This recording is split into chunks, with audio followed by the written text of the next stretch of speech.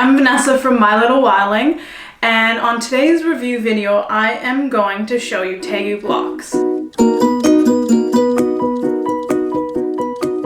going to tell you what we love about Tegu Blocks, what we don't love about Tegu Blocks, and tell you why they have a permanent place on our play shelf. Right here we have the Tegu 42 set. These blocks we've had now for over 2 years, and they have been on our play shelf every day for that time length. They are played with almost daily, and they have very little wear. Like you can see on this one, which is a colored block, there's just a little bit of color wear here, but other than that, it's surprising how well they're holding up. We also have another set of Tegu blocks right here, and this is their stacker, and that was our first set of Tegu blocks. And I'm going to show you the difference because that set of blocks right here is basically designed for really small kids. Like I think this one is 6 months and up, where these are maybe a year and up. Either way, I would not have issues letting a younger child use these ones in particular with supervision because the blocks are smaller, but there is no issues whatsoever with your child getting access to the magnets, which is why I felt so comfortable introducing these to Cedar when he was so young. So these blocks have magnets embedded within them, and it's hard for you to see, but you take my word, it's almost impossible to tell how these blocks are opened up and the magnets are inserted inside. Very few of them you can see, like I can't even see the line on this one. This one you can just see a very faint line where the block would have been cut in half and then the magnets embedded inside and then glued back together. And that's how all of them are. They look like one solid piece of wood, which is part of the intrigue. I remember just sitting there thinking about how did they do this when we first got these blocks, because you cannot tell. As a 42 set, I would say this is a reasonable size set if you have one child. If you have more than one, you're probably gonna want the 90-piece set or maybe even the 130-piece set, because you do run out of shapes when you're building. And this is, I'd say, a good amount for one child to be fairly creative with. And it comes with 4 wheels, which is really nice as well. I would say right now for my son, he's just turned 3 and all he wants to do is build things that move. So having wheels has been essential. He almost every day is like, look at this car I built, look at this car I built. So having a set with wheels is very important. These blocks, you cannot tell where the magnet is. Whereas this is the difference between this block set and this one. These blocks have little stickers or dots. They don't come off, but you can see there's a green side and a white side. So green to green repels and green to white attracts. So it's a really cool visual way for your children to play and learn about magnets. And the stacker, I really like the stacker. We did this a lot when Cedar was younger, is put them on the rappel and he would just like hit them like this and just play with the magnet like that. So also for younger children, it's easier to see where the magnet is so that they can practice attaching and playing with this. But it gives a lot of options. Like even this toy, at first, we loved it because while Cedar couldn't put the blocks on like this, he was able to practice threading and that sort of hand-eye coordination and fine motor skills by putting blocks on like this. So often I'd come in and find this like that, and you could do all kinds of fun things, spin them and put them on top, and he'd make helicopters and stuff like that. So I really think that a set like this with the blocks that have the dots would be really beneficial for younger children.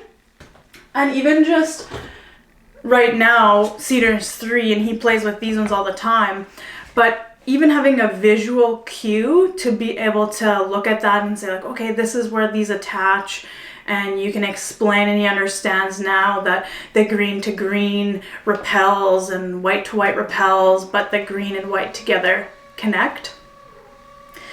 So that's a really cool thing to have. Then these ones, they have different magnetic points on them. So these smaller blocks have a magnet here and here, and then the larger ones have one here, here, and here. So there are, you know, limited spots where you can attach them, but it still gives a lot of creative play opportunities.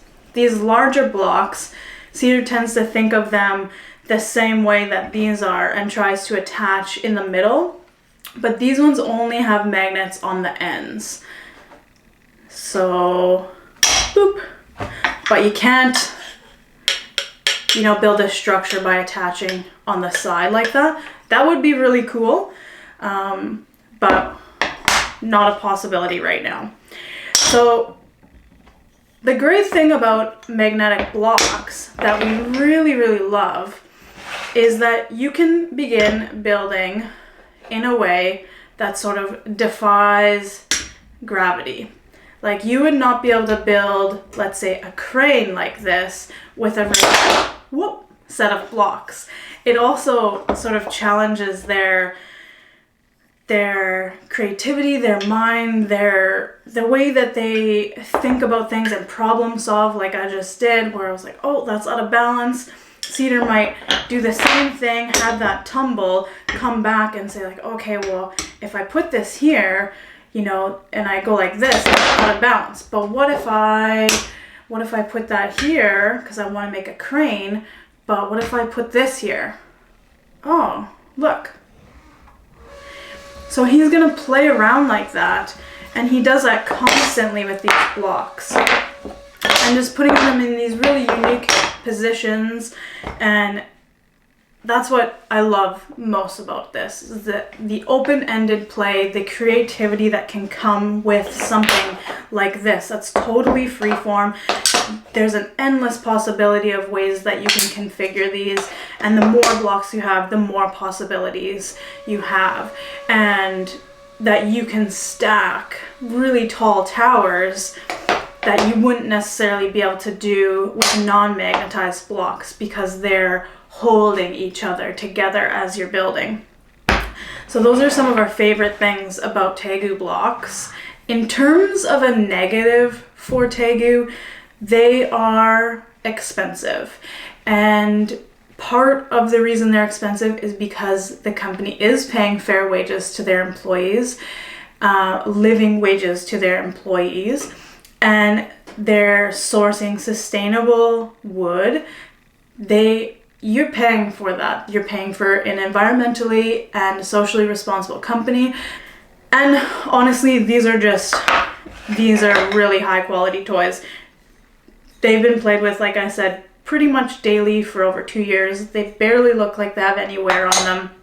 There's no issues whatsoever with me being concerned that these are gonna break. The only thing would be like if your dog was gonna chew that, but that would be the same case with any toy. You'd need to throw that out and replace it. But I think these definitely would be a solid hand-me-down toy. They would go through your children and other children. I think you probably could even get them back at that point and keep them for another generation or two because they're just a solid wooden toy. So I think in terms of the product, for myself, I'm happy to pay the price for a high quality toy like this. Overall, I'm really happy with this.